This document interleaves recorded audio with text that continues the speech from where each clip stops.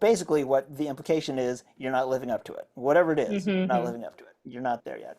So I'm on a drive. So when it came time to where I finally called that sponsor, Arnold, God bless him, he's dead now, but he worked with me for over 20 years and saw me through a lot of ups and downs. And he was the guy who, every time I brought up money, would say, well, we can apply recovery and there's a program for that and all this kind of stuff.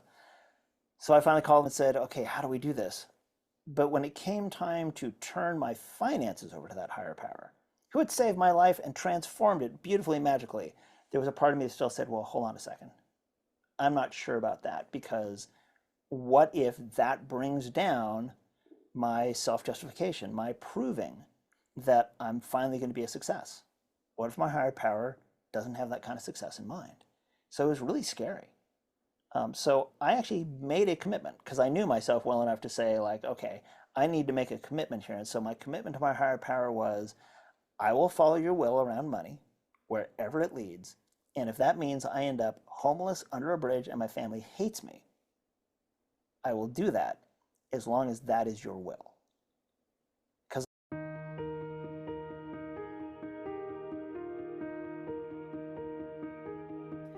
Welcome to the podcast Emotional Intelligence, your greatest asset and key to success.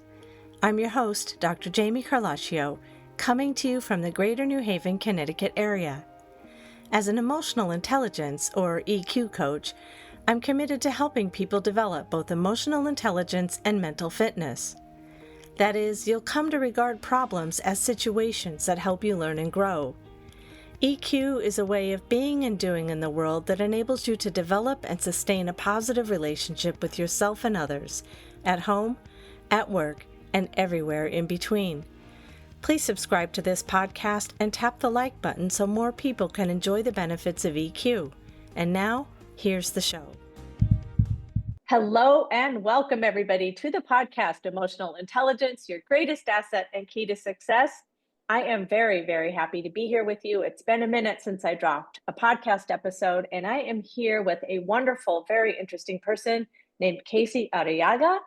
And he and I met online, and we had so many things in common, including addiction, spirituality, and money.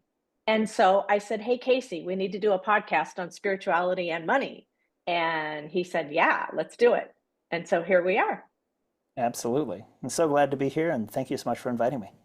Yes, thank you so much. So let me just tell our listeners and viewers about you, because I think they deserve to know a little bit about this very interesting array of things. First of all, so Casey is a clinical social worker and a chemical dependency counselor who has lived with and around addiction all of his life. Sounds familiar?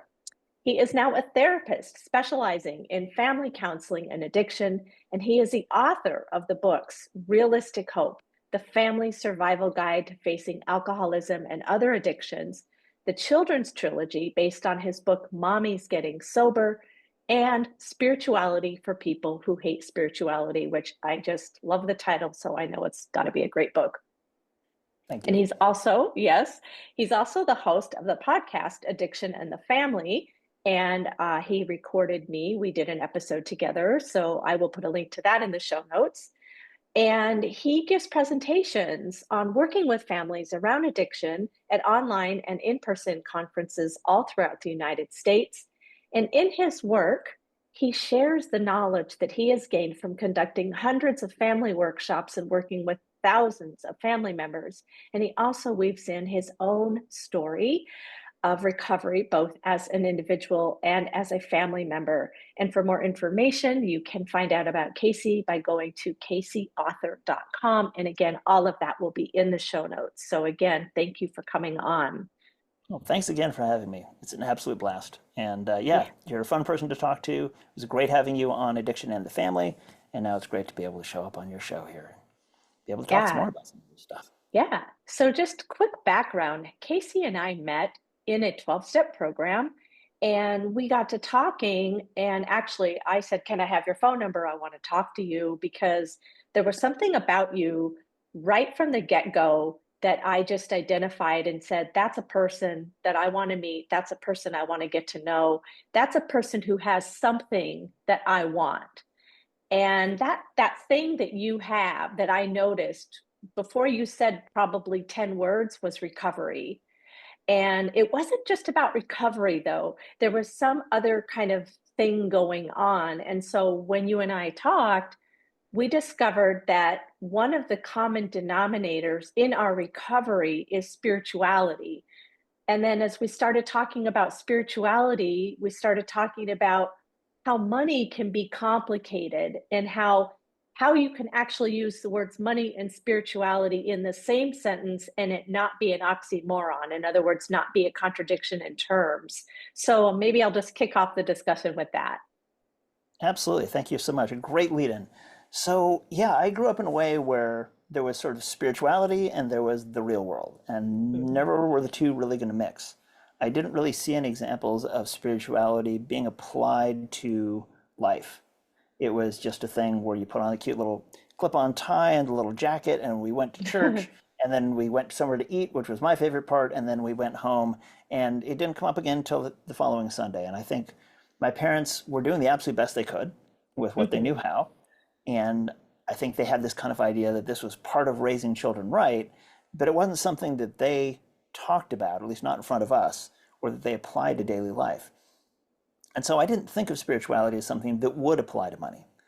Mm. Now, as I moved forward in the world, I had a lot of inner conflict around money and the idea of it. I was born into a the lower middle class American family. And then due to issues of addiction within that family, I was adopted out of that family and grew up with my adoptive family in a very affluent area. But my parents had not grown up in an affluent way themselves. My mom was a farm girl from Canada. My dad was a musician's kid from San Francisco. They met and they did really well economically compared to what they had been raised in. And so I think, again, they were sort of had this idea of the American dream and abundance that meant lots of food in the fridge. We could go out to eat. We could do things. There was Mhm. money around.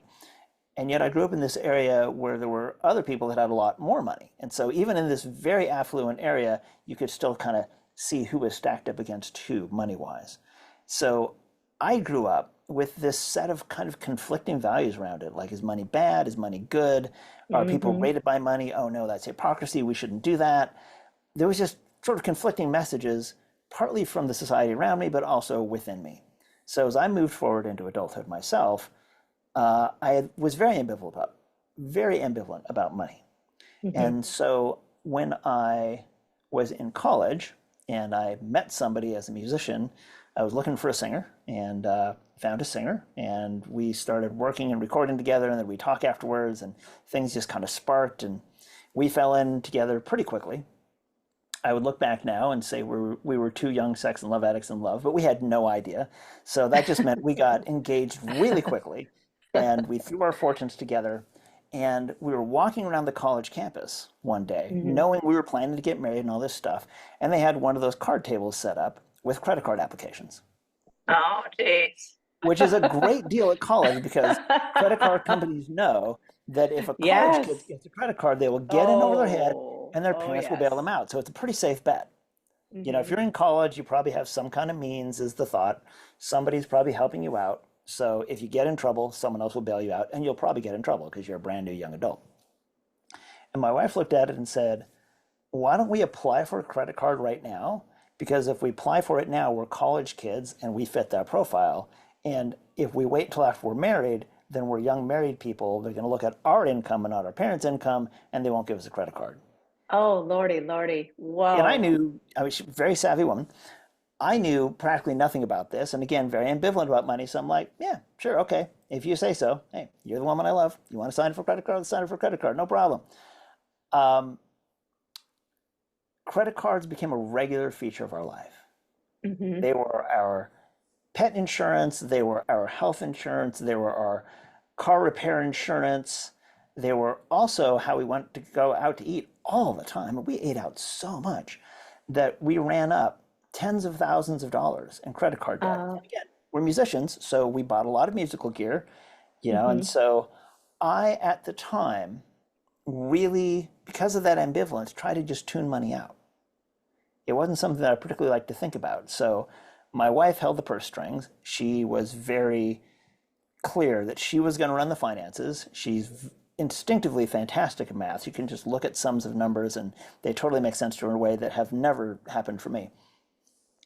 And she also had a little bit of a control issue around money. So she was like, I will run the finances. You stay out of the way. So when I went to her saying like, hey, I want to get this new microphone to make you sound really good, or I want to get this piece of musical gear, it's going to make us sound really good. You know, you go like, well, ham-ha, we talk about how I play or something. She go like, okay, yeah, we should probably get that. And of course, it went on the credit card. So credit card companies were financing all kinds of aspects of our life. Oh, yeah. And it just became a regular feature. And I would say, well, boy, we'll never get to the point where we put groceries on the credit card, right? You know, first we won't go out to eat on the credit card, and then we did. Then we won't put groceries on the credit card, but then we did. And it was like a progressive illness over time. You know, just more and more stuff would go on the credit card. We would live on credit. One point, we refinanced our house, paid off the credit cards. And I said, I'm only signing up for this as long as we don't run the credit cards back up again. But of course we did.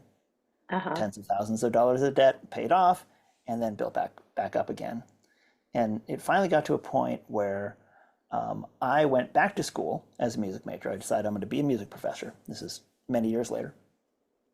And my wife started a business at the same time using a home equity line of credit.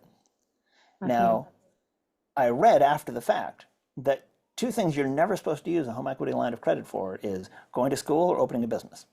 But we were doing both at the same time, and it just started to pile up. And I was just, hey, you know, I have no idea how this is ever going to get paid off. Like, no clue. Now, in the meantime, I had gotten into recovery around other issues, right? Sex and love addiction. Then I figured I need to stop drinking alcohol, so I stopped drinking alcohol and, you know, joining various programs. And I had sponsorship in those programs. And one of my sponsors, and for any listeners that aren't familiar with that, to be like a mentor, somebody farther down the path, he would say, anytime I brought up money, he'd say, well, you know, you can use recovery for that too. And I would say, yeah, sure, whatever. And then I would move on to the conversation. Sometimes I get slightly annoyed, but you know, he was a great guy. He'd helped somebody in life. So I would, you know, nod and like, oh, okay, yeah, if you say so, but I didn't really want to connect with it very much. So we finally got to the point with home equity line of credit where we were paying the monthly payments on the line of credit using money from the line of credit. Oh, ouch. So Yeah. I So will, you were just almost upside down I would in jokingly now debt. say I was a one-man Ponzi scheme.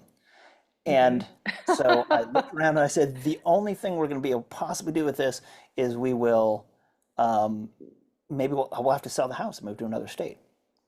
And this happened to be right around the time, this is in California now, right around the time where the economy and the housing market was just tipping there. And Oh, so I would walk our dog around the neighborhood and I'd go like, oh, wow, a couple other people also signed their house. And then pretty soon, like 4 or 5 houses on each block were for sale. And then entire blocks with a cul-de-sac were empty with for sale signs. And I remember going back to my oh. wife and saying, we're either going to get out now or never. Like, we need to lower our price. Like, this is it. Because I know our whole financial house of cards is going to collapse. And so we managed at the last minute, a little mini bidding war, including even the real estate agent. Everyone was suddenly into our house somehow. I think because we had solar panels and we were in the high desert where solar panels were a great thing to have. And we managed to sell the house, scrape out with just enough money to set up shop in New Mexico, start all over again, buy a piece of land, build a little house up there. Once again, said, I'm never doing that again. But we lived upside down in New Mexico for about 6 years. And Wow. anytime I talk about money, because I'd have to borrow money from relatives to pay the bills, and then I'd pay them back, and then I'd borrow it again, and then pay them back, and then borrow it again, and then pay them back. So now we were treating family members like a revolving line of credit. We were the musicians, right? We were the artists, we were the poor relations, all this kind of stuff. When we moved from there, because I started working in the recovery field, and I worked at a recovery center up there for about 6 years, and then, as sometimes happens in the industry, closed very suddenly. We had like 4 days notice. We're closing the place Oh down. You have to gosh. find a place to put all your clients. So I was part of the clinical team at that point. And so I'm like brand new, wet behind the ears, ink is fresh on my degree. I'm just trying to make this thing happen. And we get everyone somewhere, and I'm like, there's tears are shed. And the clinical director said, come work for us down in Texas. And I thought, like, oh man, I don't know if I go to Texas. I heard bad things about Texas. I mean, California, in Uh-huh. California, Texas does not have a good rep in the same way that in Texas, California does not have a good rep. But in any case, we made the move. We moved down here.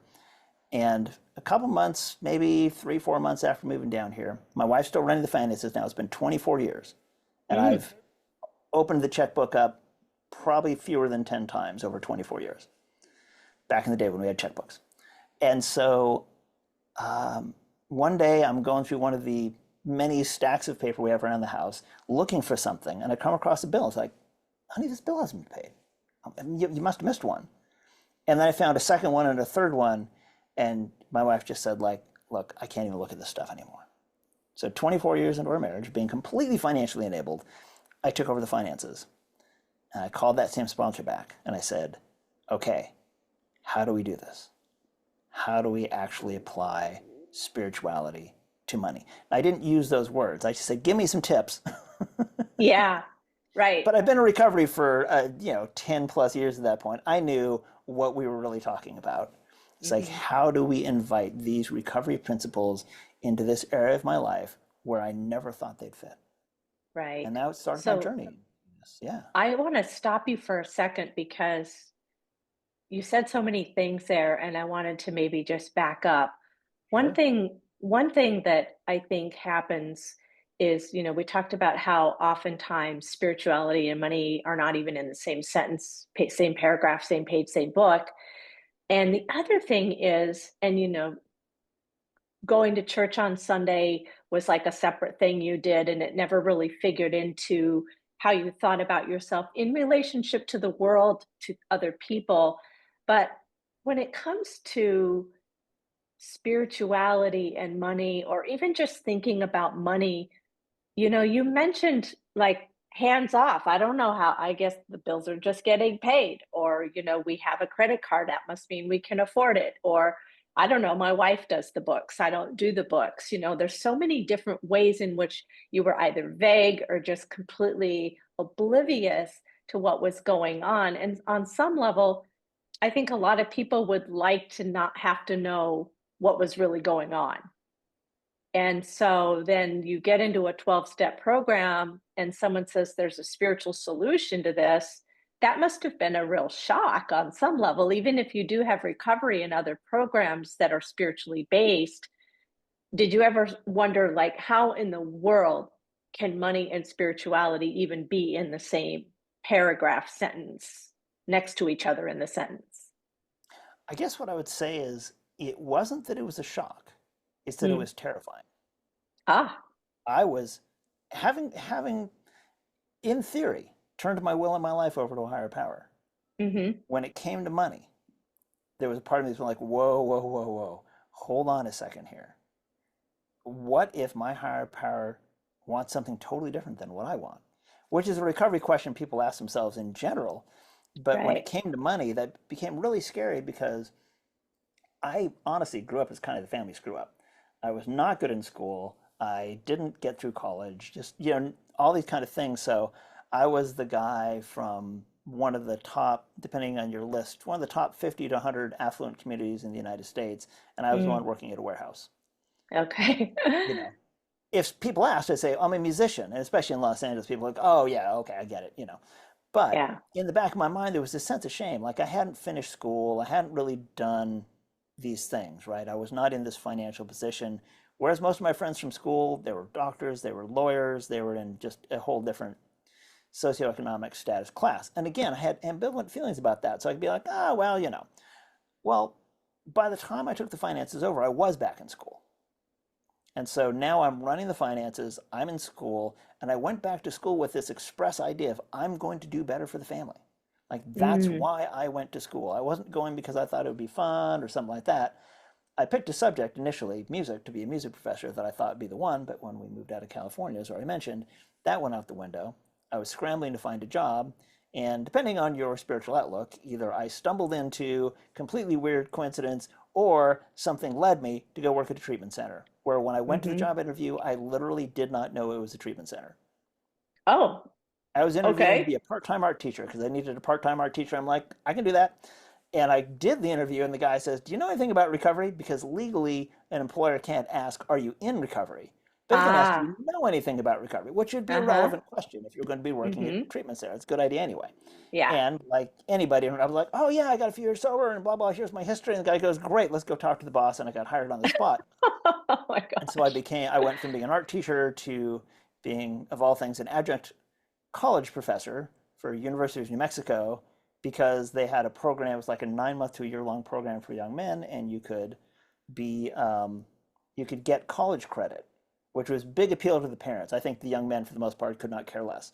But the parents, it was a big selling point. Oh, we'll send you there. Yeah. You're not missing a year of your life. You're getting college credit. So all of a sudden, I'm doing that, and then after a while, someone said, "Hey, you should really be a counselor." And so I thought, "Oh man, I don't know. School's never worked out, but sure, I'll go back to school." Of course, I went on student loans. There we are, racking up more debt. Oh, Lordy, Lordy, I know student loans. But in all of this, um, there was this sense of like, I have something to prove, right? I've been the screw up. Now I'm in recovery. My life is in a whole different plane. It is time to live up to all that potential people always told me I have, which, if you're somebody who hears all the time, you have a lot of potential, after a Oof. while, that gets kind of frustrating, right? It's kind of like, Yeah. well, because basically what the implication is, you're not living up to it. Whatever it is, you're not Mm-hmm. living up to it. You're not there yet. So I'm on a drive. So when it came time to where I finally called that sponsor, Arnold, God bless him, he's dead now, but he worked with me for over 20 years and saw me through a lot of ups and downs. And he was the guy who, every time I brought up money, would say, "Well, we can apply recovery and there's a program for that," and all this kind of stuff. So I finally called him and said, "Okay, how do we do this?" But when it came time to turn my finances over to that higher power, who had saved my life and transformed it beautifully, magically, there was a part of me that still said, "Well, hold on a second. I'm not sure about that because what if that brings down my self justification, my proving that I'm finally going to be a success? What if my higher power doesn't have that kind of success in mind?" So it was really scary. So I actually made a commitment because I knew myself well enough to say, like, okay, I need to make a commitment here. And so my commitment to my higher power was, I will follow your will around money wherever it leads. And if that means I end up homeless under a bridge and my family hates me, I will do that as long as that is your will. Because I That's knew radical trust. That's I radical, had to. radical, radical trust. I So you had to. have to be at a place in your life where you're like, I'll do it. I'll do it. Right? It was a point of I'll Yeah. do whatever because I Yeah. knew that I had actually, I used some of the principles of recovery around, that I'd heard from Arnold around money and recovery to the point where I paid off all the credit cards. And I still Hmm. have an envelope, tucked away in a folder that has all of the original credit card balances when I started, what the Wow. interest rates were, Uh-huh. and you can see the dates as I paid each one off. Wow. And there's different ways that are suggested within recovery programs around this. I did the one where you take the highest interest rate one, pay that one off. So I'm paying all these minimum payments and I'm paying the highest interest rate one until that's gone, and then down the next one. Eventually, one day, they were all done. Hmm. I was making more money than I'd ever made. I was feeling more successful than I've ever felt. The credit cards were paid off, and I still didn't feel peace around money. Good. And I so, was going to get to that. Yes. yeah, Yes. Because there's something about, yeah, I can pay my bills, or yes, I'm solvent, or I'm debt free, or I don't have any unsecured debt. But that piece, that PIECE, that piece of this mm, whole picture, plus the piece that's in your heart, where was that? Sounds like there was a missing piece. absolutely. I was missing all the piece because I was in great financial shape and I was still anxious all Mm-hmm. the time. I was always afraid it's Mm. going to fall apart. So that was the point. That was the moment of desperation where I went to my higher power and said, "Whatever it is, you take it." Because Uh-huh. I can even steer the ship and get it to where I think I want it to be. I Uh-huh. still don't feel better. Yeah. So I needed to make the really big spiritual leap of surrender to just say, it's got to be out of my hands completely. I need to Yeah. just follow directions, which meant that my higher power had to be in charge of the finances. So it wasn't my wife anymore, and it wasn't me. It had to Mm-hmm. be my higher power. So let's get this clear, Casey. God's not an accountant. As far as I know, God doesn't write rent checks. money doesn't grow on trees. Yet you could turn your will and your life over to a higher power as you understand that higher power, including money. Because I think a lot of people worship money. I think money has become a higher power for a lot of people. And when that is your higher power and it's not working, or it's not working the way you want, or it's not working the way society tells you it should work, I can see how that would go completely awry. So, Yeah. how is it that God's not an accountant, but you can turn your will and your life and your money over to the care of God as you understand God? Well, that means that I'm actually asking for directions. Ah, So I'm not saying, here, God, you do it for me. uh-huh. I'm saying, you show me how to do it. Okay. And so I can get up every day and say, what is your will for me around money? It Yeah. reminds me, if you'll indulge me, a story that I've heard. It's not a true story. It's one of those parable kind of stories. But a guy goes down to a crossroads and says, higher power, I don't know if you exist, but I need your help. And a Hmm. shimmering being appears at the crossroads and says, I'm your higher power. I'm here to help. And the guy says, okay, great, because I am in trouble here. I just need to get sober. I need to turn my life around. And the higher power says, fantastic. Um, but I'm going to need all your money. And the guy goes, what? All my money? Higher power says, yep, give me all your money and I will do this miracle for you. He goes, okay, fine. So I'll do whatever. I'll give you all the money, but I mean, my wife and kids got to eat. And the guy says, oh, higher power says, well, I'm going to need your wife and kids too. He goes, what? I'm going to be alone in my house. He goes, oh, you have a house? Well, I'm going to need your house. House, car, job, goes through everything the guy has. And the guy's like, I am so desperate that, okay, that's what I'll do. Wow. And higher Okay. power says, okay, I'm going to give it all back to you, Uh-huh. but it's on loan. So when you spend that money, you remember whose money you're spending because it's my money that you're spending. And when you talk to your wife and your kids, you remember that's my wife and kids you're talking to, and you treat them accordingly. And you treat that home that you live in like it's my place. And you go to your job like you're working for me. And I can still feel like some emotion when I talk about this It's idea, this affecting me story, too. It's like, because I'm just wow. like, wow. Yeah. And so I'm not going to pretend that I do that perfectly by any stretch.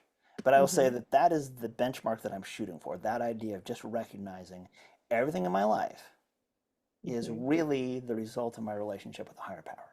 And I can say that really objectively true. Everything in my life is a result of the action of my higher power. And I will say for me personally, Hmm. I don't need or really seek an interventionist higher power who does things Hmm. for me, changes No, things in. God's not a puppet master.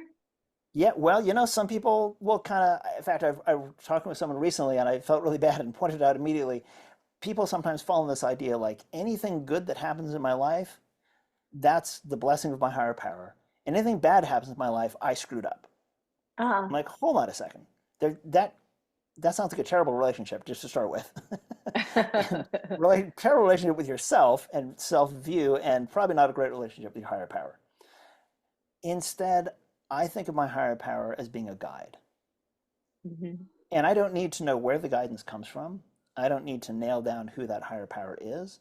All I need to know is I am seeking guidance. And when I listen for it, it shows up. Whether it's in two-way prayer, conversation with someone, something I read, small still voice in my heart, an Hmm. intuitive thought or decision where I go like, that one does sound right. I mean, it's not necessarily what I want to do, but I know that's the Yeah. right thing to do. Yeah. Wherever it is that I'm getting that guidance, it is showing up. And the more that I seek it, the more easily it shows up. And there's stuff in recovery literature that reinforces this idea. We might have all kinds of absurd ideas at first, but over time it becomes a working part of the mind. We come to rely on it. And it says Yes. in other parts that we would no more do without this than we would air or water, for Hmm. good reason. And I can't Right. imagine life without spirituality at this point. And I can imagine what my finances would look like and what my life would look like if I wasn't seeking that direction and doing my best to follow it. And again, not perfectly by any stretch, but that is always the direction that I'm walking in. So when I talk about, God, higher power, spiritual force, whatever you want to say, that Hmm. guidance running my life, I don't need it to do anything for me. I just need it to guide me into what I need to be doing. And when I do that, Yeah. all kinds of stuff works out. Yeah. So the way I think about it is when you're on a road, it's dark and it's foggy, if you turn your high beams on, you can't see jack in front of you. But if you keep the low beams on or you turn on your fog lights, you can see just far enough ahead of you to keep the car on the road. And the same thing if you're walking, right? You're walking across a bridge, you don't know where the other side of the bridge is, but you know there is one. You know that this is a bridge, and you know that if you just look down, you can see what's right in front of you. And I think of God as guiding me to the next step. I don't need to see what's 20 steps ahead right now. I just need to know what is the next right one, what's right in front of me. And that involves radical trust, because I would like to see what's on the other side of the bridge. I would like to see 20 feet ahead instead of just two. But there is a saying, light a light into my feet and a lamp into my path, or a lamp into my feet and a light into my path. And I think of that whenever I'm asking for guidance. It's like, yeah, I just need to know what to do right now, or what's the next right step. And it does take a lot of faith and trust to do that, because if you're like me, you want to run the show a little bit, you want to take control of the reins. And it's sometimes hard to let go of those reins and trust it's called trust fall, right? It's a trust fall. Absolutely. And one of the things that I see in that for me is that at first, as with so many things in recovery, it started out as an exercise in avoiding fear. Like, I am scared, I'm anxious, I'm uncertain. So under those circumstances, I'll turn everything over. So I'm Yeah. moving away from a fear. Uh-huh. I wasn't moving towards anything in particular. I was I just trying to see. avoid consequences and avoid pain. Yeah. Over time in recovery in doing this, more and more I'm moving towards blessing and goodness and peace and serenity. Yeah. And I know that that pain is still waiting for me if I stop Hmm. seeking a spiritual solution. I feel very Yeah. confident that it'd Hmm. be easy enough to slide into it. I haven't tried that personally. I have in other aspects of my recovery where there's been relapse, there's been further pain. I'm like, uh, as I would say, turns out the stove is still piping hot. Don't need to put my hand on it one more time. So when Right. I came to Yep. recovery around money, it was easier to say, what if I just stick with the program? But there are plenty of people that sort of drift away, and then many of them show up one day and say, well, I went back to all, gave me enough time. I went back to all my old Hmm. habits, and everything started to fall apart, and now I'm another $50,000 in debt. And I like to think, at least for today, I can look at that and go, that doesn't have to be me today. I can Hmm. stick with this and use the tools, but also always, whether it's through the 12 steps, daily spiritual practice, just how I live my life, trying to move towards that spiritual solution. And so as I moved forward in that, which, by the way, as soon as I joined my first recovery program around Hmm. money at all, that same Hmm. sponsor immediately said, okay, now you need to do the business version of that. And I'm Uh-huh. like, look, I don't own a business. I don't know what you're talking about. He goes, you're a musician, right? You get paid for that? Oh, yeah, but that's different. He says, you have a house you're renting out, right? Yeah, well, yeah, but that's different. I'm not a business owner. I pushed it away as hard as I could. I would even report the business income on my taxes.